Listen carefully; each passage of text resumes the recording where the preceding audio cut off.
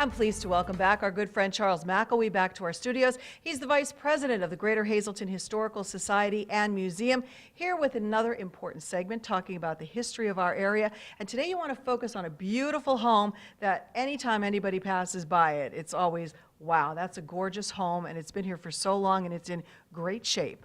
Right, it's a stunning house that's impossible to miss when you're at the corner of Laurel Street and Diamond Avenue. And the Israel Platt Pardee Mansion, which is the only residence in the city listed on the National Register of Historic Places. It was listed in the early 80s. And that home was built by George Barber, who was a nationally renowned architect. He built Victorian homes throughout the United States during what Mark Twain called the Gilded Age. And he was known as Izzy. He was the youngest son of Ariel Vistus Pardee, Hazleton's founding father. And while his father was known as a silent man, I guess he wasn't known to crack a joke, Izzy was known as lighthearted, good-natured, and just fun to be around. And he ended up being the president of Hazleton National Bank. And he built this home in 1893, 1 year after his father's death. And it's a 19-room home. It includes a 3-story turret, curved glass plate windows, tin ceiling, beautiful finished woodwork ceiling on the porch, a state-of-the-art ventilation system to keep the home cool. It was and remains a stunning structure, really Hazleton's crown jewel when it comes to a property that has been properly preserved. And Israel, he ended up passing away, but the home has only had 3 owners since his passing. So 3 owners altogether, including Pardee, have lived in that home.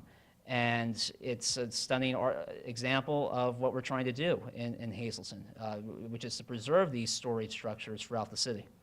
So that is in the area that you're looking to make a historical district. And we recently, on one of the tours that you took us on a First Friday, we actually got to go on the porch and hear about that home and see the beauty of it. So you're hoping that whole area can be preserved and made a historical district. Yes, that home was featured during our Oktoberfest tour last year.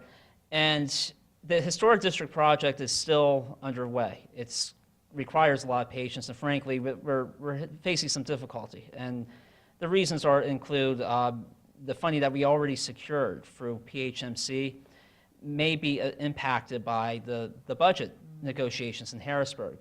So depending on funding that may not have yet been dispersed for projects like ours.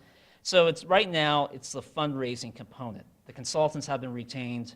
The plan is there. We're ready to take action, but we need the money to move forward.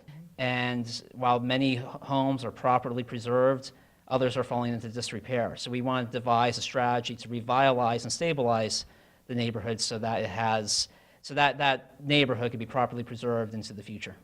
And if someone wants to donate to the Historical Society's campaign effort, please visit hazletonhistory.org or reach out to us at Greater Hazleton Historical Society, and we'll be happy to get in touch with you, and we really welcome contributions at this time.